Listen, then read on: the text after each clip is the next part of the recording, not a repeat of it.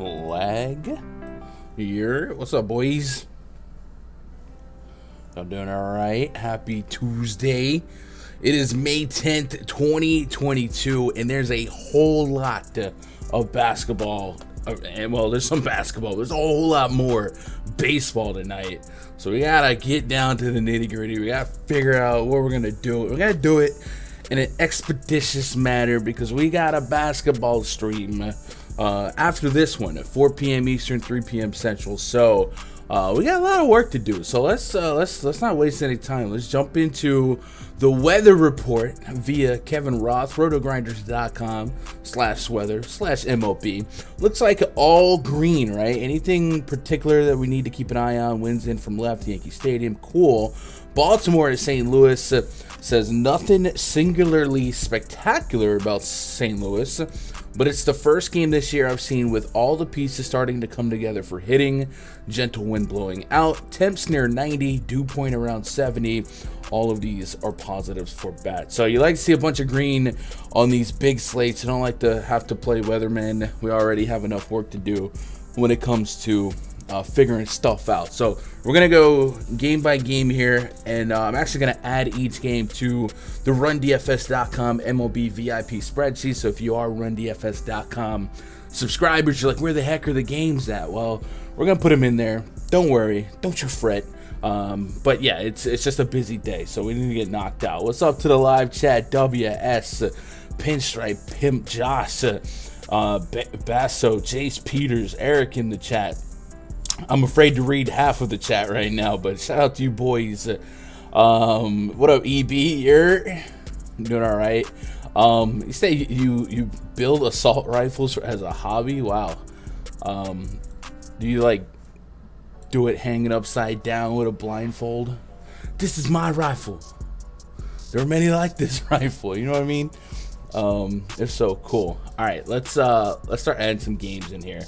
How y'all feel on team stack exposures today or hitter exposure? I'm liking 15% max. Yeah, I think that's a good, like, depending on how diverse you get in your stacks, like if you want to get like exposure to over 10 teams, you know, you're gonna need 10% or less, right? So yeah, definitely it's okay with getting a little diverse. I haven't got a pulse on field ownerships yet to understand just quite what I would need or not need or undercut or overshot in terms of leverage. But yeah, I think being capped, like maxed at 15% isn't a bad idea.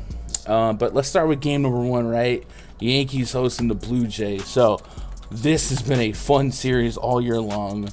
We got Yusei Kikuchi battling Luis Severino. And these are two of the teams in the American League that people had eyes on, right? A lot of people pegged these two teams as the contenders to watch. So every game matters when these two teams are going at it.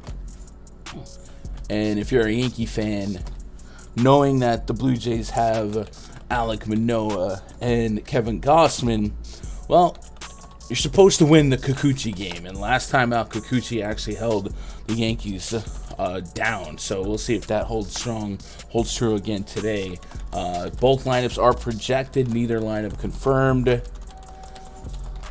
If I had to guess, and I'm gonna go ahead and go with what the projected lineup says, but if I had to guess, I would probably assume that Joey Gallo gets a day off today.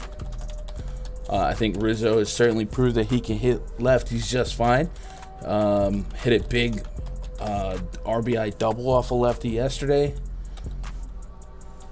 and essentially won them the game.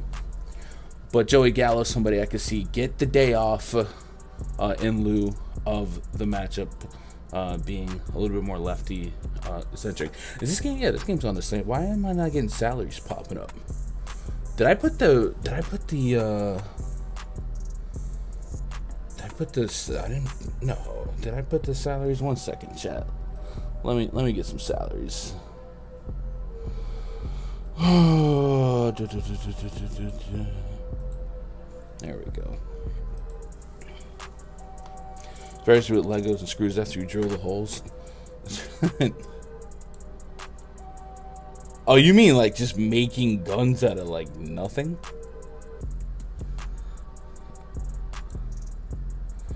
All right, Fanduel salary. I could have sworn I did all this already. All right, we're gonna put a. I'm gonna throw some salaries into the mix here. I swear I did this already, but I think I might have done it to a different spreadsheet. So let's download some CSVs and get them up. I went to a casino in West Virginia this morning and bet Nationals money line under. Such a bad bet, but I like playing those. Man, to have to go to a brick and mortar establishment to make a bet. Like, you feel like you have to make the bet earlier than the field, who gets to just do it at the convenience of a handheld device. Seems like a lot of work. Tell me you stopped at something else. You played around a blackjack, you sat at a slot machine, you did something, right? You didn't just go there to bet a money line, grab the free drink or something, right? What up, AJ? Great day for a Yankees win. Yes, sir.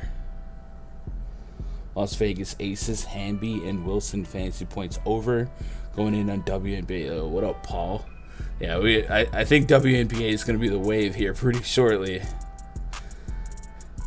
I can't catch a break, man. I'm trying to get you guys into baseball, and you're like, oh, okay. So there's more basketball. What up, Craig?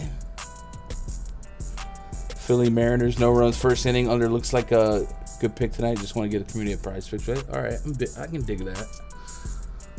I'll look at it in just a second. I'm still working on the first game, but apparently I didn't upload the pricing here, so I had to turn the screen off for a second. Let me get the pricing installed into the spreadsheet. How'd you boys do last night? You guys get a little bit of that Carlos Rodon. My top lineup had Carlos Rodon and Michael Kopech. Kopech dropped me like 25 fantasy points on DK. It was just fine. They had like an 8-1 lead going into the 9th, and they went full on Phillies Mets, where the Guardians came back. Josh Naylor had a grand slam, and then they went to extras, and Naylor had like another. I think he has some stats where he's the first player ever to hit a 3-run homer or better twice after the 9th inning. So baseball do be baseball. White Sox are another one of those teams that people pegged as the, as contenders coming out of the American League, and then they go and do stuff like that. All right, there's my Fanduel pricing. Pre-built my bets and just scanned them at the machine. Hey, that's pretty cool. Yeah, I can't wait for sports betting. I don't know that it's on the pipeline anytime soon in Texas, but it's certainly something that I hope so. Like, I've considered looking into moving to other states that already have it, because it is certainly, one, it's just fun, but two, like we do a whole lot of prop content, but I gotta get props in parlays, and it's a little less EV, right? Unstable. So I would like to have access to a reputable, legal sports book. Obviously, I can go offshore stuff, but yeah. All right, so salaries are now installed. So let's get back into the action here. Yeah, we get it. All right, screen back on. Boom. I gotta fix the screen anyway, huh? Music all right with y'all? Let's make it big too. 90 should do it. Let's go 90. Yo, what up, Sean? My bad on the whole getting you banned thing. Can literally, the one thing I will say that looked cool at the casino. So when I went to casinos and I walked by the sports area, it always looks like fun, right? It's just like all these TVs, these comfortable lounge chairs and stuff like that. But I don't do like alcohol or nothing, so I never have a reason to go.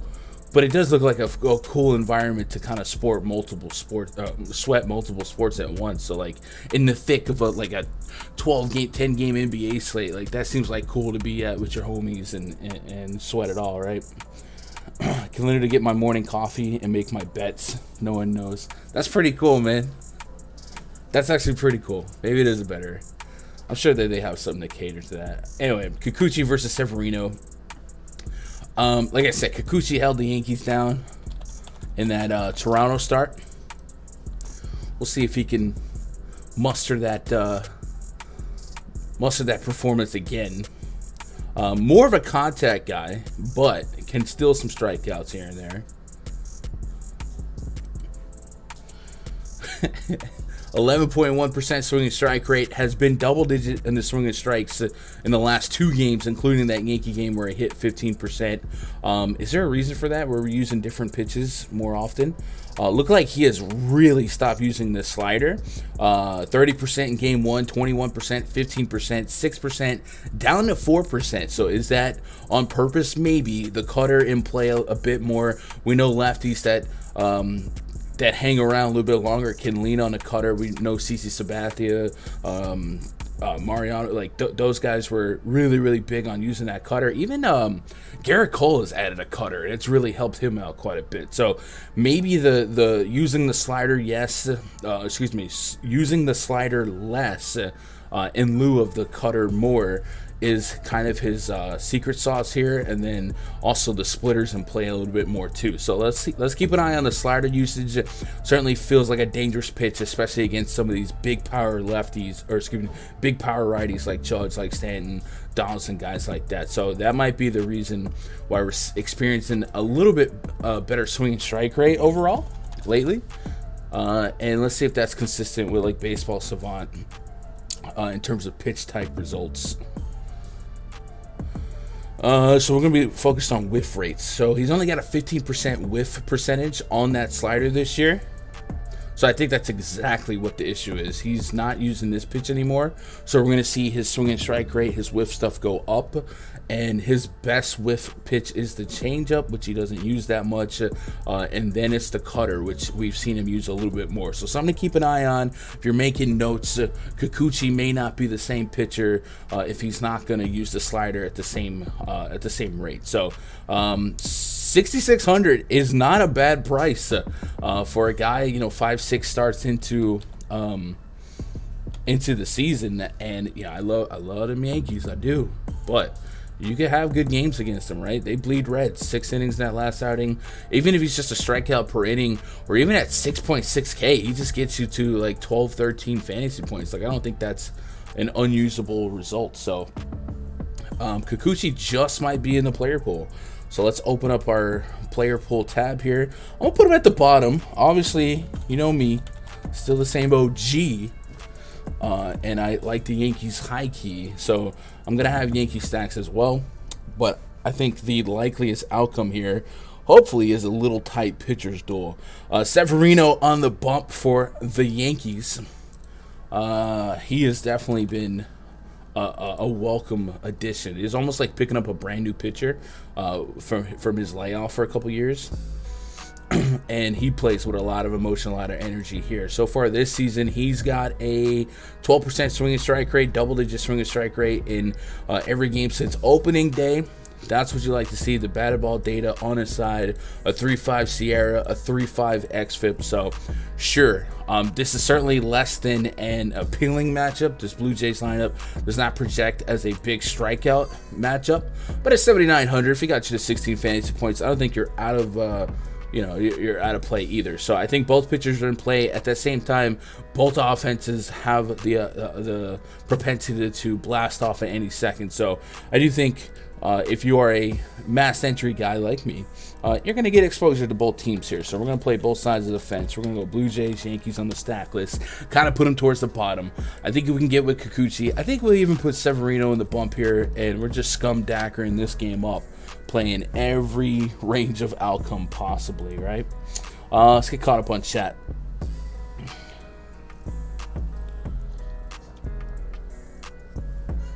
It's been for a long time.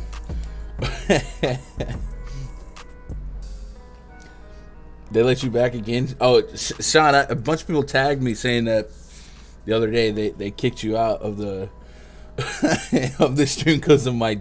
I tweeted like I thought it was funny. I didn't think they would actually do it. Yeah.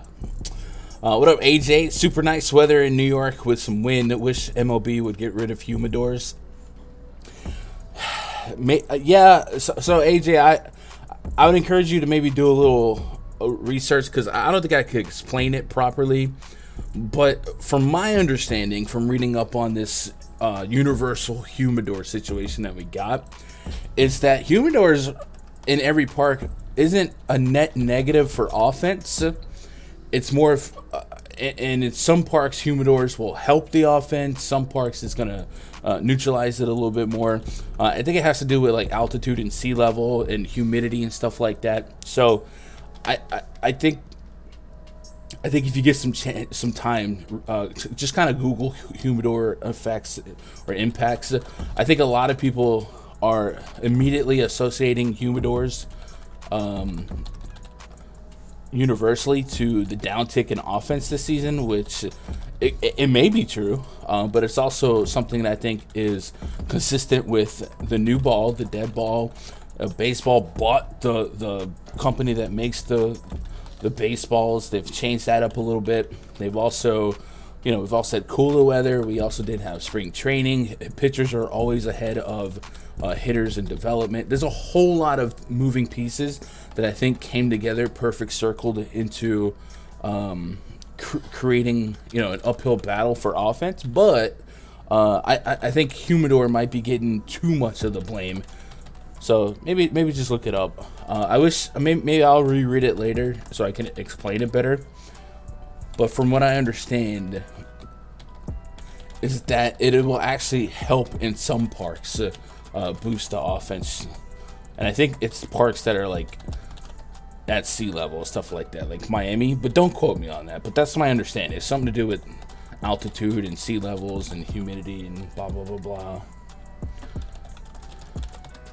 All right, we got Mets and the Nats. Carlos Carrasco taking on Patrick Corbin. Carrasco, oh cookie. He started off great. Then he had a struggle bus game. That's a game where I picked him up in season long. Last outing, 8 innings strong against the Atlanta Braves. 5 strikeouts, less than a strikeout per inning. An 11-6 ground ball to fly ball ratio.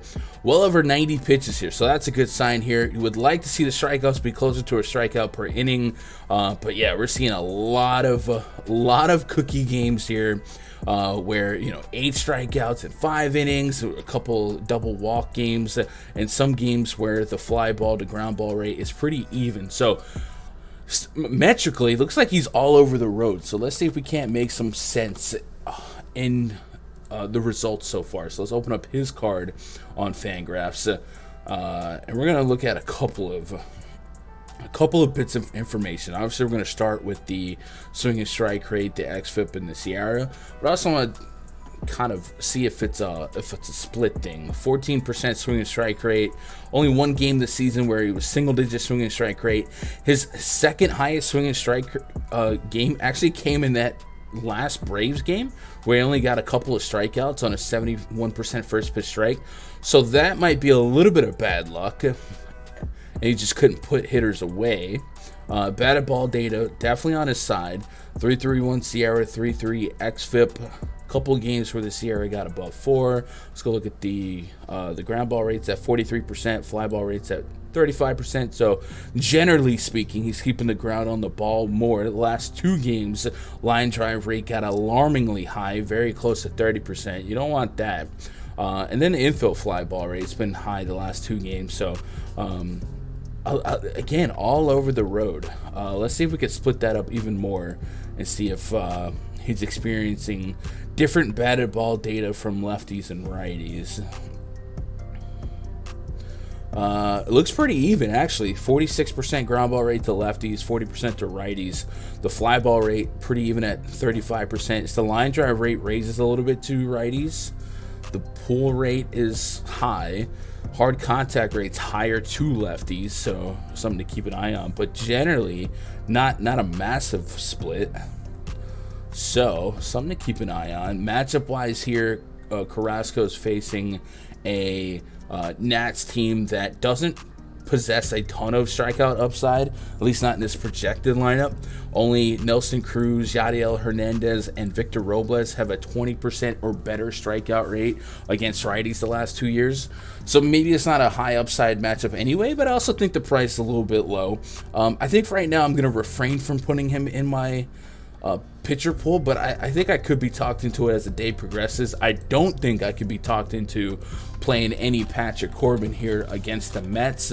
I just don't believe I wasn't buying what he was selling coming into the season, and we've already seen a few trouble spots from him. Looking at his swing and strike rate so far this season, whoopsie, Corbin. He caught up on chat while I do that. They only timed you out. Okay, Sean, that's good. So, Sean, I'll go on record and say this. Your takes are horrendous and horrible, but you don't ever, bring the toxicity. So, at worst, you're just a hot take loyal viewer. So, I got no beef with you. Sometimes I ain't got time. You know what I mean? But yeah, 9% swing and strike rate on the season for Corbin. In several games got into the single digits. And then, we look at that batted ball data, 4.2 Sierra, over 4 xFIP. I'm just not there on Patrick Corbin now, ever, maybe ever again, unless it goes to the KBO. And we can certainly build on this poor xFIP that he had against righties the last 2 seasons, and I imagine if we split that up to this season, it's probably still there, right? Let's see, xFIP against it's actually got a higher xFIP against lefties so far, but it's a young season.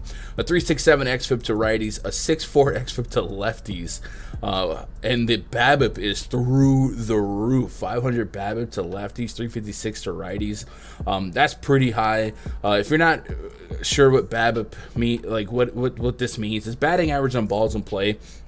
So you think of it as actual batting average, is kind of the simplistic way to approach it, where if you have a 300 BABIP, that means, okay, that's normal, right? If it's well above 300 for a pitcher, it means you're unlucky, right? Okay, that type of stuff usually isn't sustainable. And if it's well below 300, like 200, that means you're a little bit lucky, and so on and so forth. And it's the opposite spectrum for the hitters. So, and then the batted ball data here for Corbin against righties says that we have a 38% hard contact rate, so still pretty high.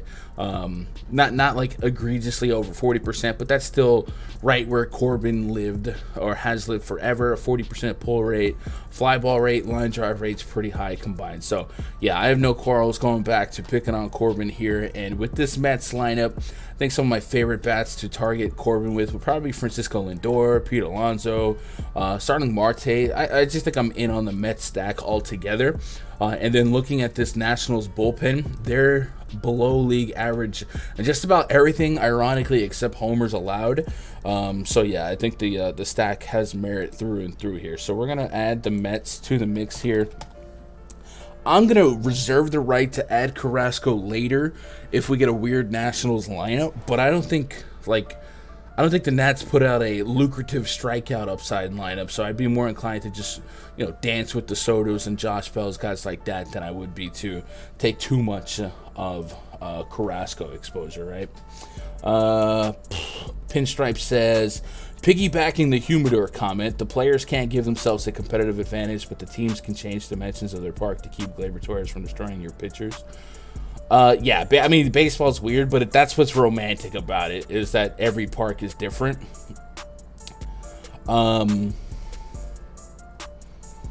But you mean just like I don't know, using sticky tack and stuff like that? Yeah, I get it. I don't know. I think it's more of all that stuff being regulated so that everyone has the opportunity to play by the same rules, right? So if Gleyber pokes one over the short porch, well, you guys are playing with the same short porch. But if the pitcher has some super sticky substance that no one else knows, it's not a universal thing, and my pitcher doesn't, well, that's not a fair playing field.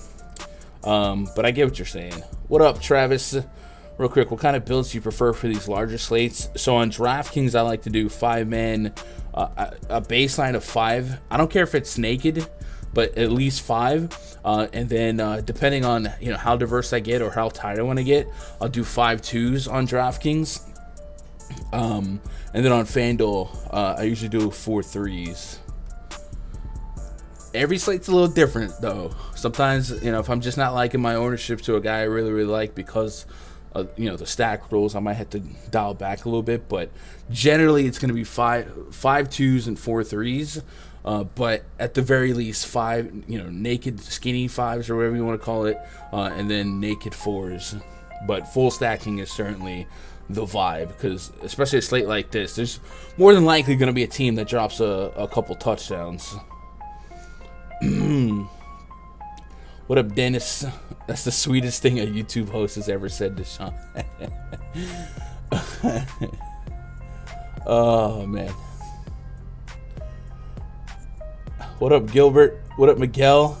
I don't know, Gun. I will put my money on England has more bad takes than Sean V. I don't know. I mean, I think Josh is smart, but I don't know about the. I think no. I don't know a lot of takes of Josh that I don't agree. The only take that Josh has that I maybe don't agree with is the not washing your hands after the bathroom one. But I think Josh is the type that even if you have a hot take, he backs it up statistically, right? Like there's a reason for it, or an actionable reason, like or something with value. When Sean V comes in, he's just like, Patrick Corbin always bad against the Mets, even when he was with the D-backs, when the teams were not even the same. It's just like not actual real stuff. But yeah, I don't know. But sometimes you got time for it. Today, or sometimes you don't. What up? Are your spreadsheets available when you join? So the spreadsheets are available for the RunDFS.com VIPers. I know it gets a little confusing. We have the channel membership. That's a lot cheaper and it's a lot less, but it's kind of like a separate entity from RunDFS.com. So the answer is yes. If you join RunDFS.com, they're available. But if you just join the channel membership is linked to the Gundecker Gaming Discord. And the main perk we drop on that is like the props, the prop detector. So there's that. If once I get like everything settled, I wouldn't mind, dropping some of my favorite baseball props a little bit more consistent. I do when I can. But man, my schedule is so freaking busy between now and lock that sometimes I just can't, or I forget. Right? I feel like the NBA YouTube circle's cool, man. Everyone knows everyone. Yeah, man, I like it, man. It's all good vibes, right? Even if you guys completely disagree with each other, as long as you guys are being civil about it, we out here, bro. Would you rather stack the Mets or Cardinals today? I haven't got to the Cardinals game to process everything yet. What's the name of this beat joint? The one that's playing right now is called Valentino. I haven't want to restart it. I haven't really. Little Oriental Express vibe. Remember that team? Oh, the beat at the beginning. I don't know. So I use this this Stream Tunes thing. It's supposed to be a royalty or a DMCA free playlist. I keep getting hit on my videos to where I can't monetize them, but I don't get a copyright strike. So I'm willing to not make money on these videos for the sake of you guys not having to hear a fat man breathe and talk about baseball for 2 hours. You know what I mean? And we make up for it with channel memberships and donos and stuff like that. So this stream's not about money. This stream's just about research. All right, speaking of research, let's add the next game to the spreadsheet here. It's gonna be Red Sox and the Atlanta Braves. Red Sox lineup is not confirmed, but the Braves is. Any Red Sox fans out there? How you guys living? Cause it's looking rough. You guys might be sellers, man. We're gonna get a shortstop market with Xander Bogaerts, huh? Garrett Whitlock. Dude, I can't type. All right, Ronald Acuna Jr., Matt Olson, Austin Riley, Marcell Ozuna, Ozzy Albies, Travis d'Arnaud, Duval County. Hold me closer, China dance, bitch.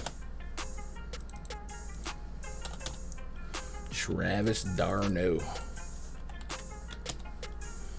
All right, Braves lineups confirmed. Red Sox not. Whitlock on the bump. Garrett Whitlock, he's good. Braves also good. What do we do? Well, I think ultimately we probably play both ends of this one. 7,700 for Whitlock. I guess with Whitlock you have to worry about how stretched out he is, but he's so gosh dang good that we've seen him essentially pay off a slate in 80 pitches, right? 24 fantasy points against the Angels, went 5 innings, 78 pitches. So we've seen him progressively stretch up and up, 50, 60, 70. So maybe he could be 80, 85, 90 today, which might open up 5 or 6 innings. So maybe, all right, maybe. Whitlock, hometown's 45 minutes from Atlanta. See, Sean, the stuff that doesn't matter. That's why you get a bad rep. 16% swinging strike rate for Whitlock so far this season. Really, really good. 1.8 Sierra, 2.1 xFIP. I mean, just insane metrics. So, at 7,700, I think I'm going to take some shots here, right? I felt kind of salty that last outing where he was doing just fine. I'm going to put him as a tier 3, but I think he's going to be in the mix. Do I want to pick on him? Not necessarily. But I wouldn't fault you for wanting a lineup that has Acuna, Olson, Riley, you know what I mean? So I think they're stackable. Right now they're not profiling as like a top stack I want to get to, but I probably still open up the thought of it. And then Kyle Wright. Metrics the last couple years didn't look great, but a really good start this season. Let me see. Let's skip this one. This one's a little... Played the hometown narrative with Hendricks last night at no ownership. Worked out pretty well. See what I mean? Results don't justify the process, right? Don't make me hit the coin flip analogy, right? If I pick up a coin that says Texas on it, and I call heads, because I live in Texas, and it's tails, and tails says Texas or whatever, I'm like, oh, I should have known better. I'm in Texas. No, it's like that one factor has no bearing on another factor, and you see that in gambling a lot, especially the pattern guys, right? Well, this team gives up a run in the first inning 12% of the time. That means nothing. It means literally nothing at all. Like it's not the results. All results are not predictive, right? I think that's an important lesson. Sounds like a video I should make. 13% swinging strike rate for Kyle Wright. He's been all over the road. Last game was his worst game in terms of missing bats. A 2.6 xFIP though, a 2.48 Sierra. Again, the last game was his worst game of the season. Prior to that, we had some really strong results to ground ball rate, 50+% on the season. The hard contact rate's really, really low, and the overall Sierra xFIP body of work on his side here. So I don't think Kyle Wright is out of play. I do think 10K is a little bit uncomfortable to click, but at the same time, you know me, we don't care about salary for baseball, and the bigger the slate, the more irrelevant salary gets, because there's going to be those 2K homers, those 2.5K great plays, and I think Kyle Wright at 10K could sneak into a usable fantasy score, but he's going to need more than 3 strikeouts. We want something like the 8, the 11.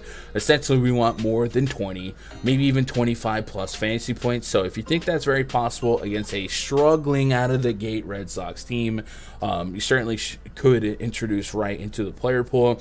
I will be doing that, and I will also have some Whitlock here. Both offenses are justifiable stack wise. I'm gonna hold off just at the moment, but I do think I don't think I can run 150 lineups and not have a Brave stack. So I probably will for sure get to that. And then I'm kind of thinking the same with this Red Sox lineup. So I might scumdacker this game on both sides, you know. What up, Corey? Worked in overnight? Man. Hustling. Sean says pro athletes like coming to play in their hometowns. 40 minutes away is not your hometown. Like, I'm from Staten Island, right? If I go to the Bronx, I'm not excited because, I mean, you know what I mean? Like, it's not the same, man. It's not the same. I get it. You got family in the crowd, but if it's your first game, something like that. But, like, I could point to plenty of guys getting absolutely smoked in their hometowns or whatever. Like, that's what I mean. The results are not predictive. So you just remember the good times. You don't remember these other guys that are getting beat up in their hometown. There's plenty of cases of the latter. It's just not valuable information for the most part. It could be. It could help. It could tiebreaker stuff. But it's not a quantifiable piece of information that is actionable and valuable on a global scale in the league. Right? Every player doesn't play better just because they're within an hour of their hometown. Is what I'm talking about. We scumdacker in this slate. Always, Obi.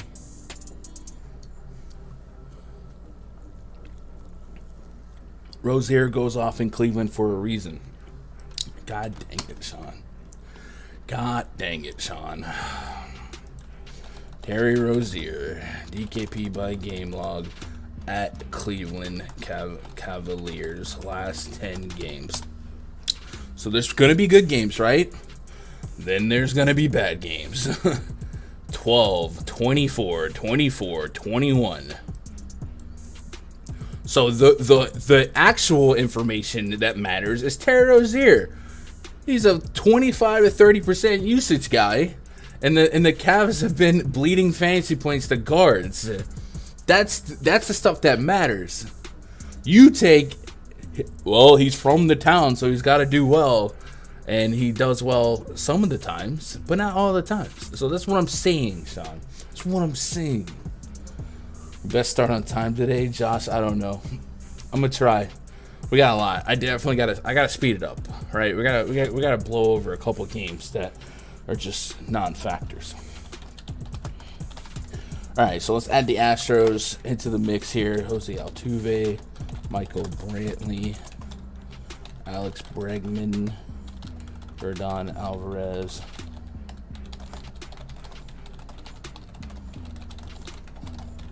Jason Castro.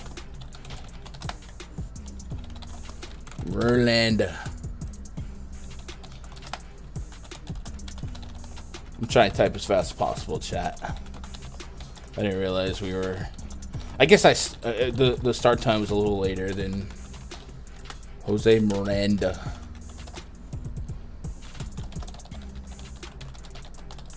Alright, so neither one of these lineups are confirmed. So we're working with that. We got Justin Verlander taking on Joe Ryan. Both pitchers above average. Verlander, of course, hasn't, maybe experienced the same strikeout success. Last I looked, he was like one of the better odds on to win the Cy Young. At last glance, he was higher than Gossman. I don't think that's going to be the case much longer if it's not already changed. But a 9.7% swinging strike rate on the season overall, and 3 of his 5 outings has sustained a sub 10% swinging strike rate. With all that said, he is throwing strikes, right? It's not like he's afraid to attack the zone, and his xFlip and his CR are really, really good. So he's fine. He's just not getting strikeouts, right? So I do think that he is playable today. But there's not many people that I think are going to be completely off limits at 10.4K. I want the north side of high 20s. I don't know how often we get that, so I'm not going to have a ton of Verlander, but he will be in the player pool. And then on the other side, Joe Ryan, their stud pitcher, part of the Nelson Cruz trade. He's seen up to 90 pitches this season. Last outing, 3 strikeouts and almost 5 innings against the Baltimore Orioles. Certainly a game where you expect more out of him. So I think he's playable, but against the Astros, I'm a lot less enthusiastic. I think the matchup is It's tougher than the Orioles, so at the very least there's that. So I think this is one of those potential scumdacker situations where I'm on every side. I think the side I'm least on is the Twins offense. So I'd probably rank my interest in this game as the Astros stack, Verlander, Ryan, and then Twin stack. But the Twins are certainly not out of play. So I think that's my podium of interest here. The Astros have a 3.9 implied run total. Twins 3.3. It is 75 degrees out there in Minnesota. What do they call it? The Twins? Is it the Twin Cities? I don't even know. My girl's from Minnesota. Don't tell her I said that. And yeah, if you want to keep playing Byron Buxton while he's the hottest man on the planet, sure, go for that. I don't mind it. I think this Twins lineup is fun. I just have respect for Verlander. So let me see. How do we address this? Because I'm running out of tier 3 spots. I'm gonna put Verlander's at tier 3 right now. I think I'm gonna leave Ryan out of the pool, and I will have some Astros. I don't think I'm gonna put Twins there just yet, but we'll see. It could change. This is kind of a hard, tricky slate, right?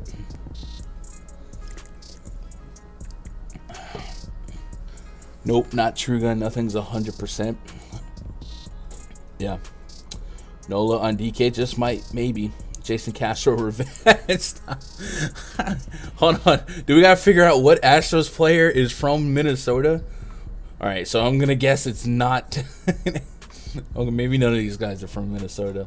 Ate a sandwich for lunch, so Nola and Wright will probably have good games. There you go, Craig. I mean, there you go. Oh, Sean. All right, Orioles and the Cardinals. Next game on the docket. Dude, this game, we're still in the first hour of lock, right? The first game tips off at 7:05. This game's 7:45. This slate's going to be bonkers. It feels like a big Friday night slate, and it's only Tuesday. All right, Cedric Mullins the second, Trey Mancini, Anthony Santander, Hyde Austin, Ryan Mountcastle, Rugned Odor, Ramon Urias, Robinson Chirinos, Jorge Mateo, Kyle Bradish on the bump for the O's here. Cardinals. Tommy Edman. Did you guys know the Cardinals have the most stolen bases in the league? I did not think of them like that. But it's a lot of Tommy Edman. So, yeah. And Harrison Bader.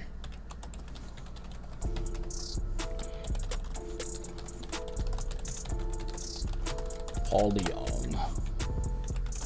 Waino versus Bradish. All right. Man. So, looking back at that weather report for from Kevin Roth, rotogrinders.com/weather/MLB, says it's the first game this year I've seen with all the pieces coming together for hitting. Gentle wind blowing out, temps near 90 degrees, the dew point around 70. All these are positive for bats. So keep that in mind if you're looking at some offense here, which is it's very, very possible. Both bullpens have been above average or below average, however you want to look at it. They've been bad for home runs. And the Orioles bullpen has been surprisingly, and their pitching staff, I guess, as a whole, has been surprisingly better than expected.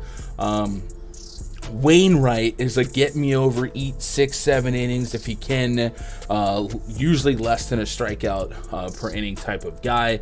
This last inning he went 7 innings, got 2 strikeouts, but the 15-5 ground ball to fly ball ratio, that is Adam Wainwright's style of baseball. So probably expect that today. Probably not expecting a tournament winning outcome. However, the Orioles do strike out enough, and this bottom half of the projected lineup has like an aggregate of 28% average strikeout rate against righties, that if you wanted to take a shot at 8-7 Wainwright, and maybe even more so on Fanduel, getting into a quality start Wainwright with like 3 or 4 strikeouts and a win, I think that's very possible. My nephews are here. I got a little baby nephew. I don't know if you guys heard that, but he's saying, "Yeah," that's what he said. But with that said, I think because of those environmental quirks here. Maybe some offense makes a lot of sense, and you don't really have to do much to sell me on some Cardinal stacks. I think they have just a really nice blend of speed and power, and we mentioned it. Tommy Edman has been really useful for fantasy here. So let's go pull up team stacks. Let's go pull up team information, and we're gonna go STL. Tier 3 is tough. Yeah, Tier 3 is loaded. Oh, you mean it on DraftKings tiers? I was thinking about my personal tiers for pitching.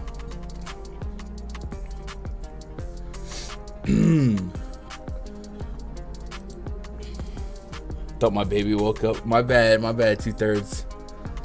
Yeah, I don't ever get to see my nephew. I don't know if she'd want to show him off on stream, but he's a goober. He's very bright. Has a lot of good energy. Juan Yepez, a 272 WRC plus.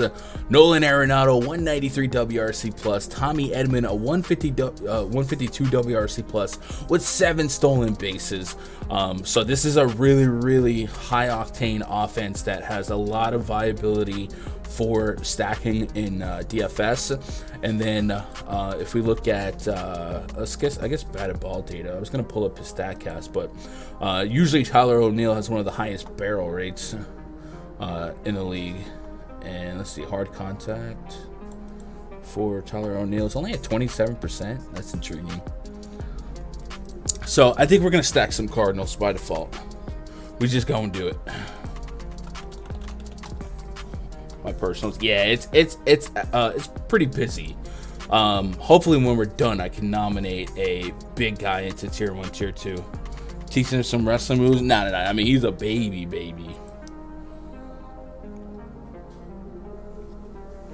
You guys want to see what's for breakfast? Ugh, look at that. Actually, the green screen might block it. It's green goodness. It's got a kiwi, apple, mango, all kinds of like stuff that's supposed to be good for you, and a rain. my ATB was out of bang yesterday. All right, I'm not pitching either team. I will stack some Cardinals. I might think about the Orioles. The thing with Wainwright is, even though he's a contact guy, he does keep the ball on the ground pretty well. So I'm gonna let that one mull over a little bit. I'm gonna let it Cedric mull over. You know what I mean? All right, that's dumb. Let's go to Texas. Royals up against Martin Perez. Bobby Witt. I saw commercials for this game. Apparently they had like behind home plate tickets for like $13-14, man. It's the beauty of baseball. If you get two teams that no one cares about, you get some really cheap tickets and just enjoy some baseball, right? Melendez, Michael A. Taylor, Whit Merrifield, Nicky Lopez, Brad Keller.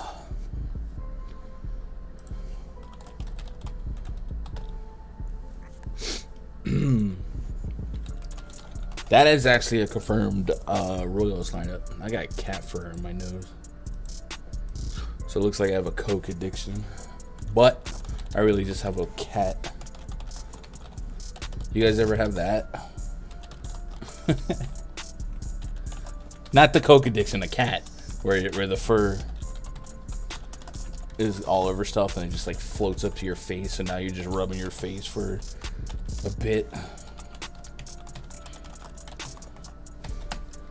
And it's like, it feels like I have a problem, but I don't. It's like walking out of a Walmart not buying something. You feel like you stole something, but you didn't. Hey, Martin Perez, man, what's going on here? The other day, he had like a perfect game against the Astros. Is he the luckiest person on the planet?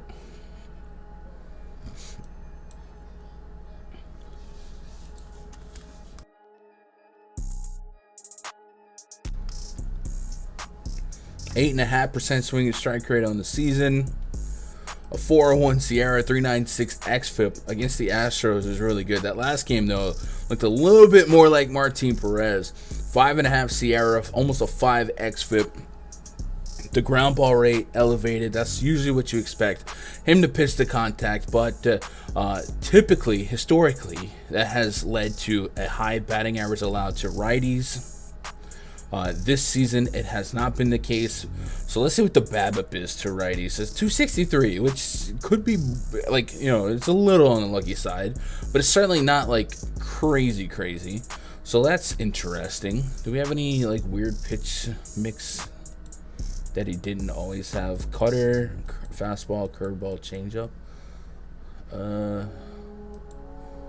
So looking at last year, using the cutter a little less, and maybe the changeup. I don't know. I'm not playing Martin Perez. I just wanted to know why he's not dying.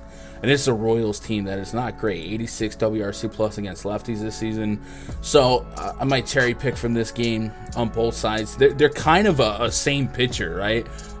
One's lefty, one's righty, but they both are notorious for just pitching to contact, keeping the ball on the ground. Every now and then they're going to die. I think I'm more inclined to grab some of these Rangers bats against the contact righty than the latter, but I have no interest in throwing either arm here. Stop stealing your nephew's fuel. Yeah, it does look like some baby junk, I'll tell you that. It doesn't taste that bad though. Green, just drinking like green juice or green liquid. I don't know. I think we can associate green with just like our brain, or at least my brain is just like, no, green's probably not going to taste good. And I don't know why. I was talking about this yesterday. You guys remember when they had the different colored ketchups? I think I was like a teenager, and that's kind of the thing. They had like green ketchup and purple ketchup. I could never do it, and obviously it tastes the exact same, but my brain could never be okay with not red ketchup. So I never tried it, and I don't see it anymore, so I must not have been alone. Guardians at the White Sox. Next game on the docket. This game got crazy yesterday.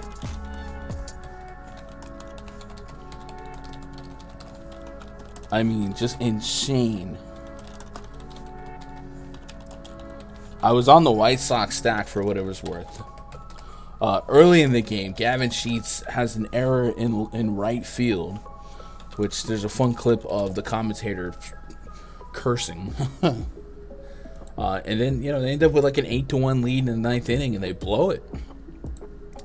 And then the Indians or the Guardians win. Giolito on the bump today, up against Cal Quantrill.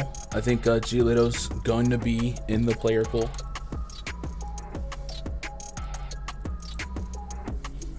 Salvi Perez birthday. God dang it.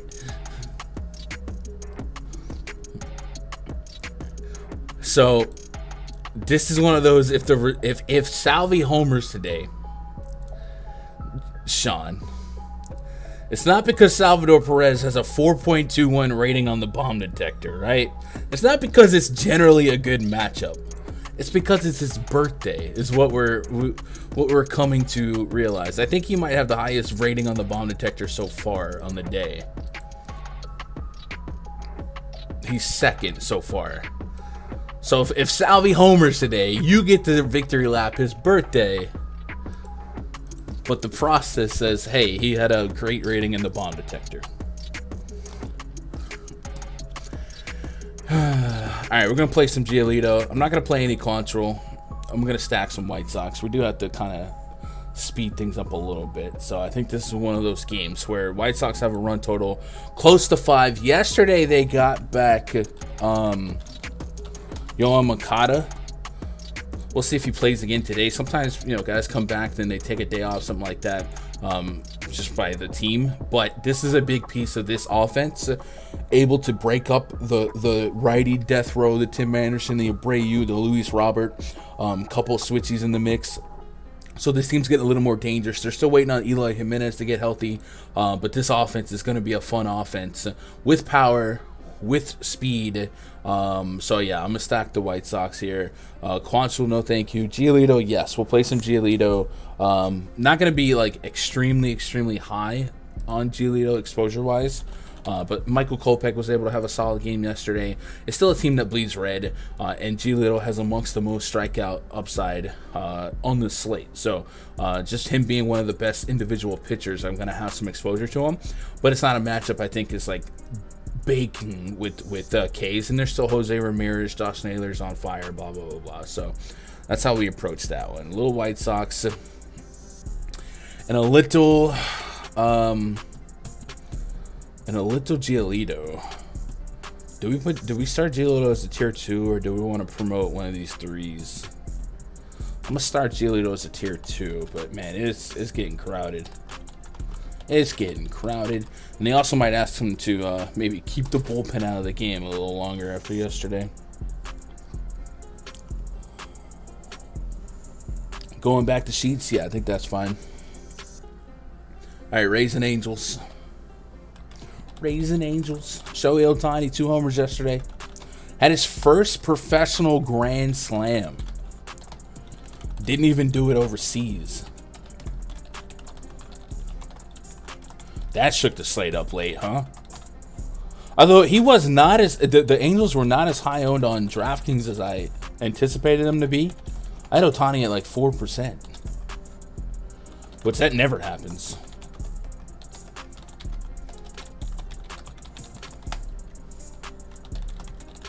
But I guess it was like almost 6K. So what are you going to do?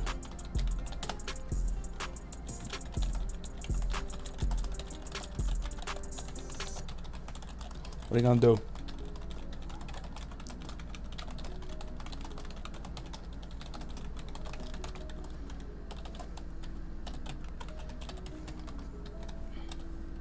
Shoot.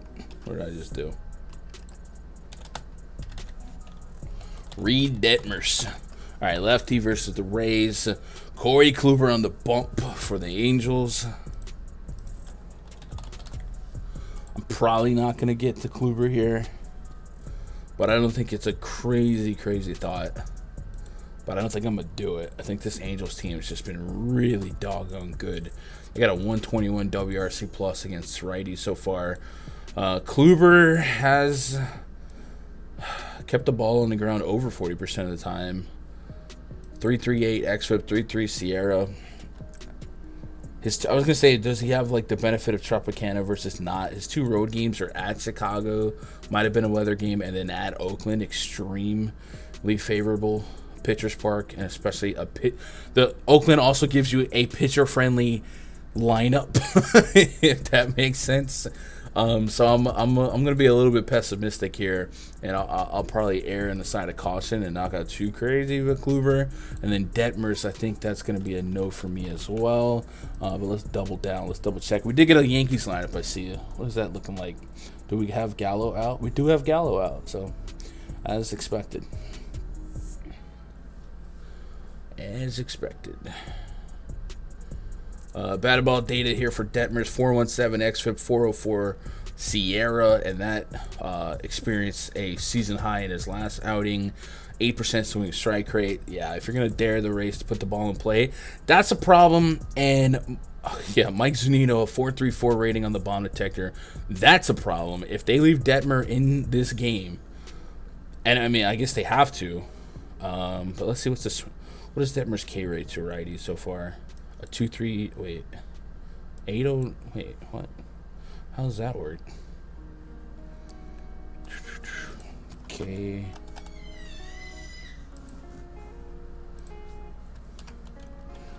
Right, every time the baby makes a noise, that's a sign about this slate. 19% K rate to righties. That's interesting. Usually a 20% K rate versus a what are we saying? 8% swing and strike rate. It's not consistent. He had a 6% swing and strike rate against Boston. What is that about? How many Ks? 2 Ks, 4 Ks, 4 Ks. All right, so I think he might actually be due for regression on this strikeout percentage. Anyway, for him to not miss bats, if you're not going to miss Mike Zunino's bat, I'll pray for you. Okay, I'll pray for you. So I actually do like the thought of some Rays here. The Angels also allow a lot of homers out of that bullpen. I think they might be leading the league in home runs per 9 above average in terms of bullpen arms. So, yeah, I can add the Rays to the list. And I think the Rays might be sleeping giants for many.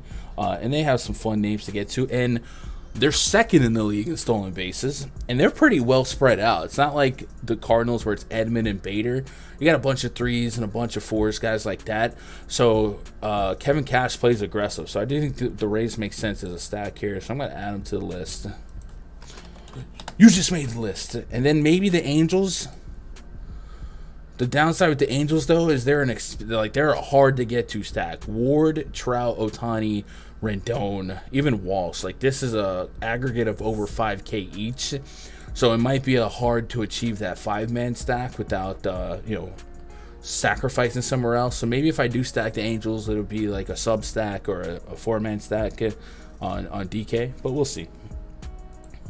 We will see. You guys like beer? No, you know what I like? I like thumbs up. So if you guys, you want to support my habit, why don't you hit that thumbs up for me? I would sorely appreciate it. We got Phillies and the Mariners. 9:40 Eastern on that one. Phillies against Robbie Ray. Phillies leading off Alec Bohm, possibly. Maybe. Potentially.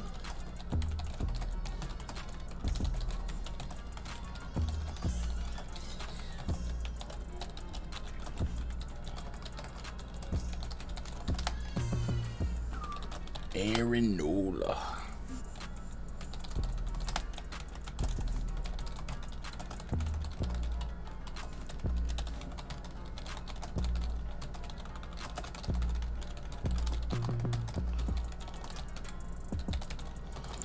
I always say this, but I wish typing meant something. Like, I wish I could just make money typing words into existence. I mean, I guess you could, but you know what I mean. You know what I mean. All right, Robbie Ray versus Aaron Nola. Both pitchers good. Both offenses better than, or at least the Mariners are better than people think. Aaron Nola's 8,900. I still think that's a little too cheap. I think this lineup does have some strikeout potential. You got to get around a couple pesky hitters. The good thing with these pesky hitters on the Mariners is they're not like powerful pesky hitters, right? You got Adam Frazier, Ty France, and J.P. Crawford all with sub 20% K percentage. And against righties, all these guys have a sub 140 ISO the last 2 years. I think Ty France could have some sneaky pop, obviously. But it's not like, it's not like these are guys that are scrappy, but also can send one over the fence. So maybe you can get around them if you, if you give up a hit here. So I do think Nola is absolutely somebody we're going to get to. And then Robbie Ray at 8,300 has upside at that price point, and maybe can neutralize a lot of the strengths of this Phillies offense. The two lefties, Kyle Schwarber, Bryce Harper, namely, as somebody that maybe we dip into Robbie Ray's 30+% K rate to lefties here. So I think both pitchers are in play, and I think both offenses are justifiable. A 3.7 run total for the Phillies, though, and a 3.4 for the Mariners. So I think Vegas is kind of leaving it open for the pitchers to do better than the hitters so far. So let's add Robbie Ray and Nola to the tier 2 here, and then I'll reserve the right to full stack depending on ownership, right? If the Phillies get to a ridiculous amount of low ownership, I think Robbie Ray obviously has underlying metrics that give up a lot of power, right? He's going to give up power to righties. It happens. Rhys Hoskins has a 4.36 rating on the bomb detector. Castellanos a 4 with the Phillies based on this run total. But we shall see. We shall see. Yankees and Red Sox lineup. I appreciate that, Paul. I'll go back through here in a little bit and adjust them all. But yeah, I think that the Yankees benched Gallo, which is kind of what we expected against a lefty starter. Cubs, Ortega, Sia Suzuki, Ian Happ. I'm going to try and get us through. I think we only have 3 games left.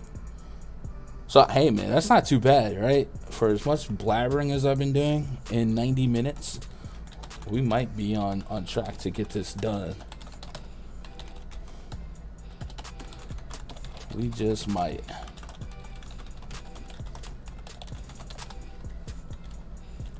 Wade Miley. Has he pitched yet? I don't feel like I've said his name at all this year. Padres. Roman Work.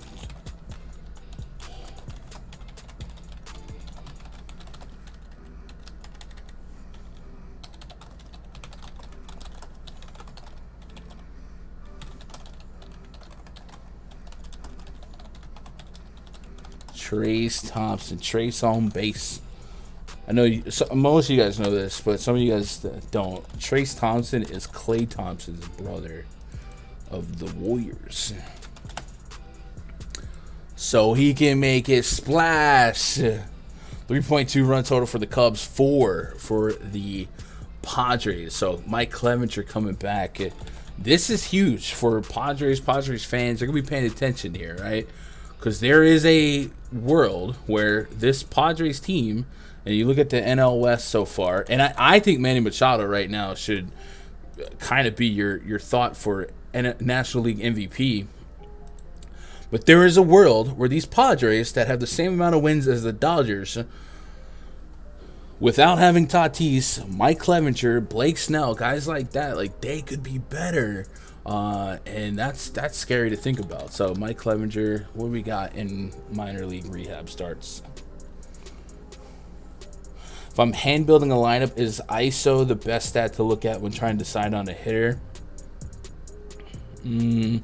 I guess I would say if for tournaments, yeah, you want to chase some power, so ISO is a good start. ISO is just slugging percentage minus batting average. So sometimes it could be a little obscure. If you're trying to build like a cash game lineup, I would probably say look for WOBA or expected WOBA. And then I think there's a stat now where it's WOBA plus slugging or plus ISO or something like that. Maybe OPS. I think OPS would be something where I would start. So OPS is on base plus slugging. So those are like the two most important factors to accrue fantasy points for DFS. So I would say start with OPS. And 1.0 OPS, like a 1.0 OPS is like elite tier. So if you get to 800 to 900, it's a good starting point. But it also like really comes down to if it's for GPPs or cash or something like that. All right, so we've got a couple starts here from Clevenger in the minors. Last outing went 3.2 innings on April 27th. Got 5 Ks in that outing. He has allowed 1 homer. I think he pitched a little bit in the big leagues too. 4 points, yeah, he went 4.2 against Cleveland. Former team here, 95 pitches. That's a good sign. 4 Ks in 4 innings, so almost a strikeout per inning, and then some walk issues. So, it's probably still a little bit risky on a slate this big, but this is a bad Cubs team, and the fact that he has 90 to 100 bullets in his tank, yeah, maybe we can justify it here. So I just might get to a little bit of Clevenger. Wade Miley, you did your thing, dog, but that's going to be a no for me. We just don't play Wade Miley. He's 4K on DraftKings. I'm good on that one. Give me some of these Padres bets, but especially Manny Machado, Austin Nola. Probably not stacking Cubs. And I might get to some Clevenger. All right. Marlins at the D-backs. Let's throw that in here, y'all. Oh my God, it's a Madison Bumgarner start. Dear Lord. Is today the day?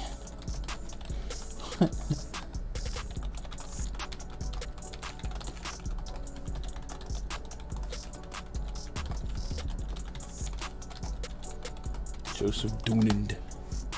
You know, I think I was on a live before lock show, and Dunand was in the lineup, and I went and looked up his minor league stuff, and he had no power.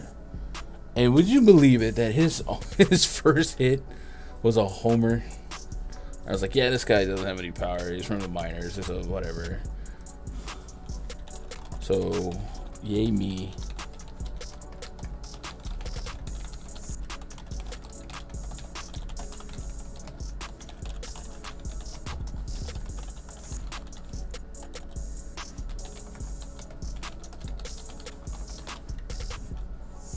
Madison Bumgarner. So Garner, Mad Bum hasn't really pitched in like 10 days. He had a couple pitches in that last start, and that's when he got a free palm reading by the umpire before he sent him to the showers. Matchup wise, you know me, man. I'm gonna find ways to pick on Mad Bum. I will say the results for Mad Bum and really the advanced data isn't as sour on Mad Bum as like the chase has been, but there's still merit in trying to go after him. I think his last start in Chase Field, they shut the roof. I don't know if that was by request, but he's still a contact guy. He still has a Sierra and xFIP well above 5, and the fly ball rate and the hard contact rate. The hard contact rate's actually come down for his standards, but the fly ball rate's still up there. Line drive rate 15%. So I'm still going to be there trying to pick on him. But yeah, you finna leave, babe? Yep. Have a hug. I'm going to be serving by myself today. Oh yeah? So I get all of my tips. Is Leslie taking it? Yep.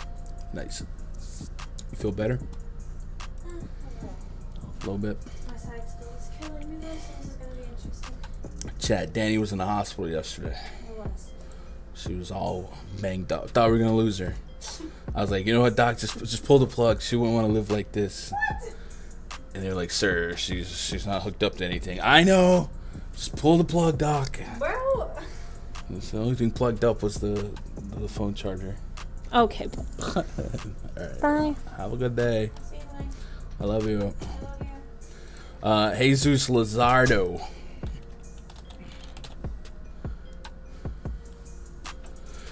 Pitching for the Marlins.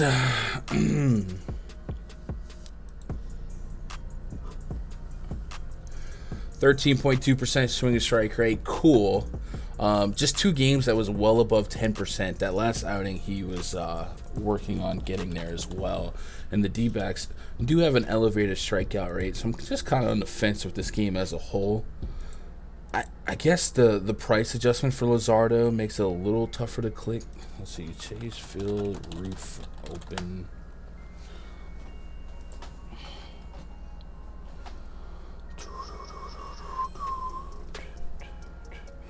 So, let's see, May 10th. They say the roof's going to be open today.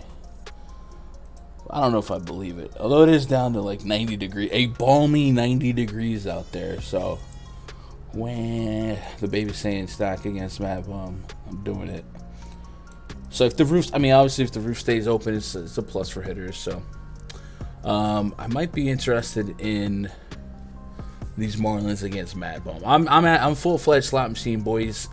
There'll never be another Mad Bum slate that I don't stack against him trying to get a tournament payout. But this is not a great to start. A 30% K rate to lefties, a 345 slugging, 642 OPS, a 91 WRC plus as a team against lefties. So certainly some room for concern. However, when you look past all that, 4 guys in a lane, in a row, Jesus Aguilar, Garrett Cooper, Jorge Soler, and Avi Garcia, all have 4+ ratings on the bomb detector. So I'm stacking Marlins.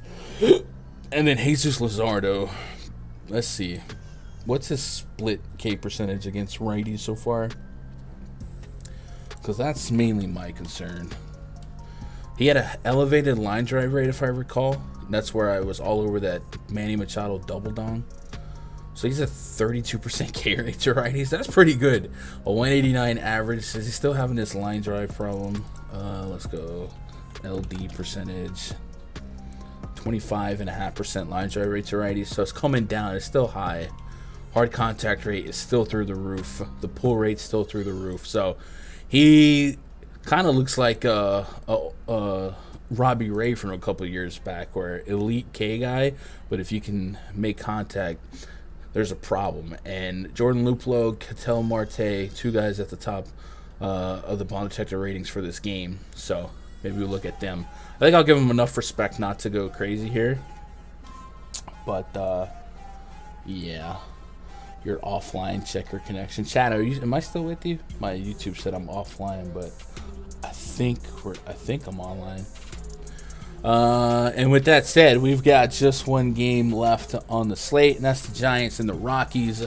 Incredible timing, an incredible time to mention that this stream is brought to you in part by PrizePicks.com. If you guys are looking to simplify these massive slates, these 12-game slates, you should be prop betting and maybe attaching yourself to some of these fantasy props for not just basketball and what, you know, the other sports that we cover, but they have it for baseball as well. The strikeout props, the fantasy score props, all that cool stuff. So if you sign up for PrizePicks using code GUNDACKER, we'll put a link in the chat. They'll double your first deposit up to $100. So $20 becomes $40. Instant site credit for you to get some action with. No slow drip, nothing like that. So yeah, just check them out. Shout out to PrizePicks. Also, the exact same deal can be had with our friends at Underdog. So double first deposit by playing over there. Looking at the board real quick for pitcher strikeout props. Let's see if anything stands out. Verlander's at 6.5. His swing and strike rate has not been that high, so I could see just a modest 6, but we'll see. Martin Perez, yikes. Kluber's at 5.5. Detmer's against Tampa is at 4. That's intriguing. Robbie Ray's at 6. I could live with that. Mad Bum's at 4. Jesus Luzardo's at 5.5. Senzatella's at 3. All right, let's look at pitching outs. Another thing we like to pick on here. They have Cookie at 17.5 outs. That's intriguing. They have Verlander implied for 6.1 innings. Could be a little bit of a stretch. Robbie Ray's implied for 6 innings. So is Aaron Nola. And Madison Bumgarner's implied for 5.1. Mike Clevenger is implied for 5.2, 5.3, 5.2. Yeah, I guess they're moving them right along. And then no run first innings. What do we like? Do they give us the Phillies game?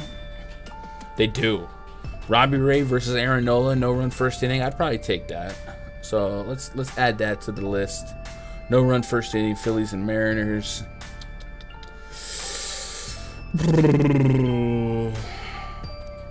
And then I would probably say maybe the Yankee and Blue Jay game takes a few minutes to calibrate, a few innings to calibrate, so I might be looking there too. Blue Jays, Yankees, Phillies, and Mariners. And then what is Underdog giving us? Let me skip this song.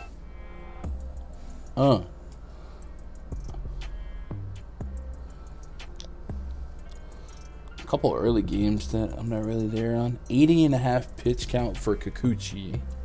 Intriguing. 89.5 for Severino. I'd rather be looking for Severinos. Did they give a Severino out prop? Let's see, Severino 15 outs. So they're basically saying 5 innings, nothing more, nothing less. I guess it really purely comes down to game script. But the Yankees are on, correct me if I'm wrong, but I want to say it's like a 22 game and 21 day stretch. So I could see Aaron Boone being a little bit looser with these starters going forward. So maybe the outs is intriguing for the over. Or if you think you agree with 5 innings strong, Underdog has him listed at 15.5 outs, so that'll go 5 innings, and then you hope he gets yanked. So you could take the under, and then that would be in agreement with the PrizePicks line. I don't mind that. I'm on the fence with Sevy. He's gonna want to fight. Whitlock's at 5 Ks. Verlander's at 95.5 pitches, 6.5 Ks. With 6.5 the line on PrizePicks. 6.5 is the line on PrizePicks. Okay.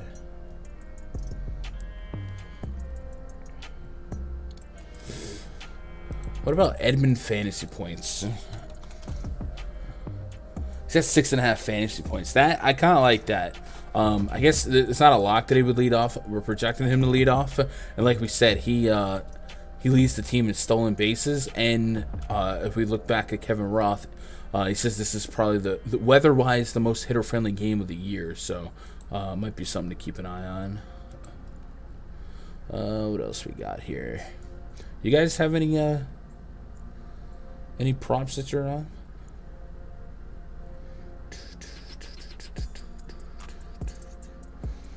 Just trying to process it all real quick.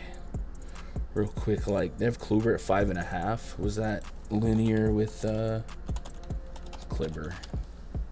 They have a 5.5 as well. Okay. Ohtani's at 6.5 fantasy points. That seems pretty low. So singles worth 3 points, doubles worth 6. And if he hits a double, he's probably either. Yeah, I kind of like that. Anytime you get Ohtani at that low of a number, and I feel like they're giving you. I feel like you're getting an extra point on a single than what PrizePicks is giving you. Am I wrong for that? For thinking that? Singles worth no, it's worth 3. Hit by pitch is worth 2, but over here, hit by pitch is worth 3. So that's the difference. So Ohtani could get hit and then still a base and still be worth 3. Okay, all right. I think I like Ohtani 6.5 fantasy points. All right, let's wrap up the final game. What up, OMG? Thoughts on Severino? I think Severino's gonna have to fight. I want to see that confirmed Blue Jays lineup before I get too far deep in a biased call. But I think that that Blue Jays team needs some wins. Like, they gotta come out and fight. They kind of got embarrassed in Cleveland, and the Yankees are trying to make some separation at the top of that division. And the Yankees just went into Toronto and took a series, so they'll want to repay the favor. Antonio Senzatella. All right, I got Senzatella taking on Alex Wood. Senzatella, pure contact guy.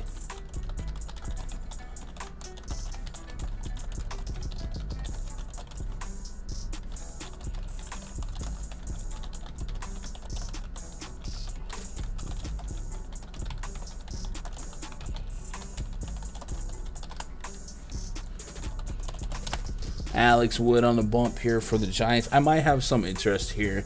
I typically do like to get some exposure to pitching against the Rockies outside of Coors, and this is one of the more drastic differences going from Coors to Oracle, and the fact they're facing a lefty without Chris Bryant.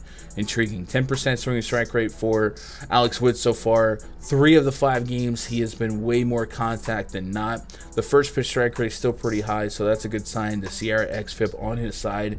Ground ball rate at 46+% aggregate, but the line drive rate is really, really alarming. So we're going to have to get around this number. In only one game this season he's had a line drive rate below 20%, but the ground ball rate's so high, it's getting him out of trouble. I wonder if he leads the league in double plays or something. 11.4% barrel rate, not what you want. 43% hard hit rate. So we're playing with fire, right? He is allowing some barrels, some hard hits, some line drives, but he's also sustaining a pretty decent advanced or predictive analytics in terms of Sierra and xFIP. So I think I do get to a little bit of Alex Wood at 8,100. We're looking for 16, 18 fantasy points. And there's not a ton of menacing bats against lefties that I'm running from. I think you can make the case for Connor Joe batting over 300 against lefties. CJ Cron, one of the most powerful dudes in the league. But I think I do get to some exposure, some Alex Wood late in the night. And then Senzatella, pure contact guy, but a big ground ball guy. I think it's fine to get to some of these Giants bats, especially these lefties. A guy like Jock Peterson, right? If you're going to dare him to put the ball in play, good things happen to bad people. Bad things happen to good people. It just is what it is. So I might take some chances, but I think overall the most median outcome, the most average outcome is just like a low-scoring game with not a lot of home runs. But I do think I get to the Giants side of this game a little bit more often than the Rockies. I do think I get to Alex Wood a little bit. I probably wouldn't completely rule out the thought of some Rockies here, but yeah. What up, Wes? Do you cover hockey or WNBA? No. No. I will say this. Josh is starting to learn WNBA because of how good prop betting NBA has been. But I would feel like it would probably be irresponsible for me to advertise it as something that we cover professionally, since it is a learning process. But in the coming weeks, you'll probably see Josh start, sharing some of his thoughts for WNBA. I don't know anything about hockey. I don't like to pretend to know stuff, right? I'll tell you guys my thoughts on NBA, baseball, football, but we do have like community of people that grind many different sports, but I don't have professional coverage or content for it. Anything that's not baseball, NBA, or football. But maybe that'll change in the future. But as far as baseball goes, I started the recode process of the spreadsheet last week. About 25% way through.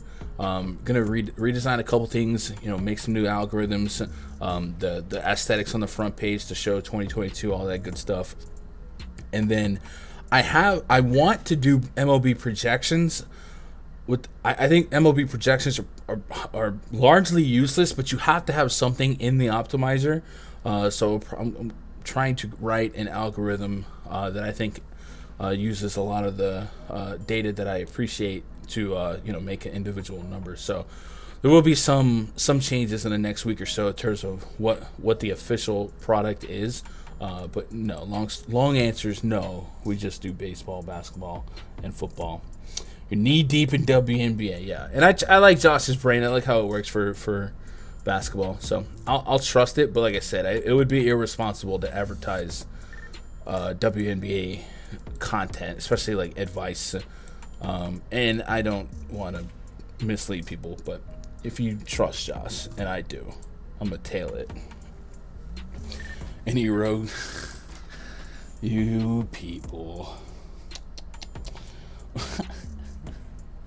All right, guys, we got to get to the NBA PrizePicks stream. I'm going to get Josh in here, and then we're going to roll out, man. I appreciate you guys hanging out with me on a Tuesday afternoon, a little bit busier than I expected it to be, a bigger slate at worst, right? So let's get into it, man. Let's get into the NBA stream, man. I appreciate you guys hanging out with me. If you would hit that thumbs up on your way out. Otherwise, stick around. It'll send you to the new stream, man. I appreciate your time. I love you guys. Good luck. God bless. And go win some money.